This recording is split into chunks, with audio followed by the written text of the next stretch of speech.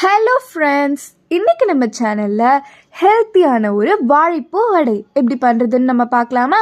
வாங்க நம்ம வீடியோக்குள்ளே போகலாம். அதுக்கு நாங்கள் இன்றைக்கி ஒரு வாழைப்பூவை எடுத்துகிட்டு அதை நல்லா கட் பண்ணிவிட்டு கொஞ்ச நேரம் அதை தண்ணியில் போட்டு வச்சுருக்கோம். அது தண்ணியில் போட்டு வச்சுருந்தா அது கலர் சேஞ்ச் ஆகாது. இப்போது அதில் இருக்க தண்ணியெல்லாம் வடிகட்டிட்டு அதை இந்த மாதிரி எடுத்து வச்சுருக்கோம். அதுக்கப்புறம் ஒரு 200 கிராம் கடலைப்பருப்பை நல்லா வாஷ் பண்ணிவிட்டு அது ஒரு 2 மணி நேரம் ஊற வச்சு அதையும் எடுத்து வச்சுருக்கோம். அதுக்கப்புறமா இதுக்கு தேவையான இன்க்ரீடியன்ட்ஸ் நம்ம பார்த்துடலாம்.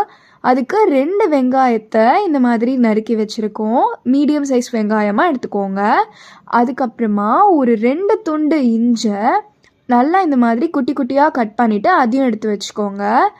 அதுக்கப்புறம் ஒரு 10 பல் பூண்டு, அதுக்கப்புறம் ஒரு கொத்து கருவேப்பிலை, ஒரு பச்சை மிளகாவை வெட்டி எடுத்து வச்சுருக்கோம். அது கூட கொஞ்சமாக சோம்பு, அப்புறம் பெருங்காயம் எடுத்துக்கோங்க. அதுக்கப்புறம் ஒரு 4-5 காஞ்ச மிளகாய் எடுத்துக்கிட்டோம். வெங்காயத்தையும் வாழைப்பூவையும் மட்டும் தவிர பேலன்ஸ் எல்லாத்தையும் நம்ம மிக்சி ஜாரில் போட்டு இந்த அளவை நல்லா அரைச்சி எடுத்துக்கலாம்.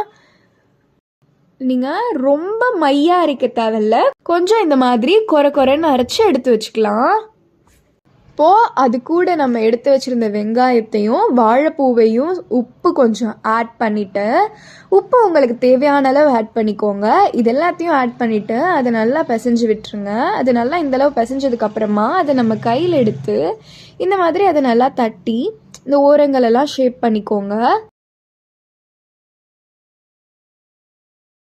இந்த மாதிரி எல்லாத்தையுமே நீங்கள் ஷேப் பண்ணி எடுத்துக்கிட்டதுக்கப்புறமா டீப் ஃப்ரை பண்ணிக்கோங்க. அதை போட்டோன்னே அதுலேருந்து நல்லா நிறையா பபிள்ஸ் வர ஆரம்பிக்கும். அந்த பபிள் எல்லாம் குறையிற வரைக்கும் அதை நல்லா பரட்டி விட்டுக்கோங்க.